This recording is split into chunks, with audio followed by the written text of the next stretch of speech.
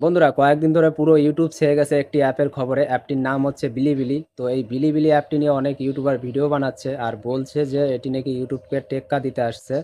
আর শোনা যাচ্ছে এটিতে নাকি তোমার কোনো 4,000 ঘন্টা এবং 1,000 সাবস্ক্রাইবারের কোনো ক্রাইটেরিয়া নাকি পূরণ করতে হবে না।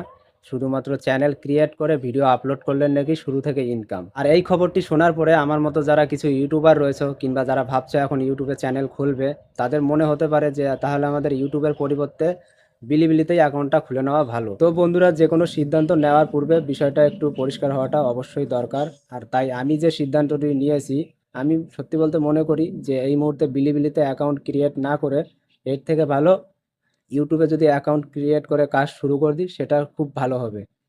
এখন তোমাদের মনে একটি প্রশ্ন আসতে পারে যে ইউটিউবে তো অনেক ক্রাইটেরিয়া পূরণ করতে হবে আর বিলিবিলিতে তো আমার কোনো ক্রাইটেরিয়া পূরণ করতে হচ্ছে না, শুরু থেকেই টাকা ইনকাম হয়ে যাচ্ছে। তো শোনো, বিলিবিলি অ্যাপটি বর্তমানে China, Indonesia, Malaysia, Vietnam, Singapore কয়েকটি কান্ট্রিতেই সীমিত রয়েছে।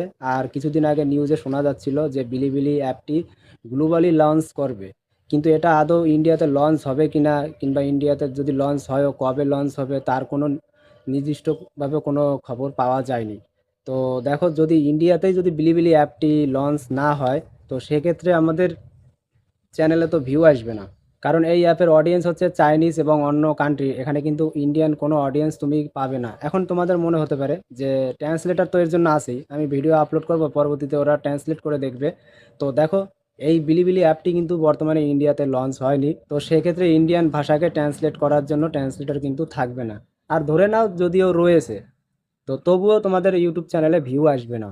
কারণ ওদের ভাষাতেই, ওদের যে নিজস্ব ভাষা, সেই ভাষাতেই কিন্তু তোমার থেকেও ভালো ভালো কন্টেন্ট অলরেডি পড়ে রয়েছে।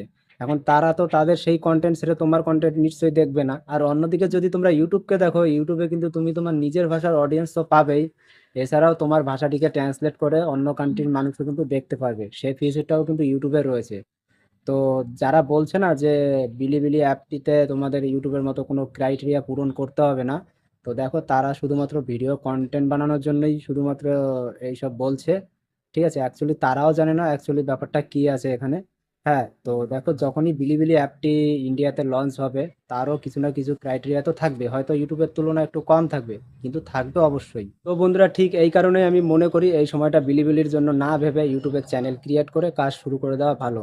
কারণ যেহেতু বিলিবিলি এখনো ইন্ডিয়াতে লঞ্চ হয়নি, কবে লঞ্চ হবে তারও কোনো গ্যারান্টি নাই। আর যদি হয়ও, ততদিনে কিন্তু তোমার ইউটিউব চ্যানেল গ্রো হয়ে যাবে। আর হ্যাঁ, একটা কথা সবসময় মনে রাখবে, বিলিবিলি যে অ্যাপটি সেটি কিন্তু চাইনিজ অ্যাপ। তো যদি কখনো অ্যাপটি লঞ্চ হয়, আমি তখনও সাজেস্ট করবো একটি বিলিবিলি অ্যাকাউন্টের পাশাপাশি ইউটিউব চ্যানেল রাখাটা ভালো।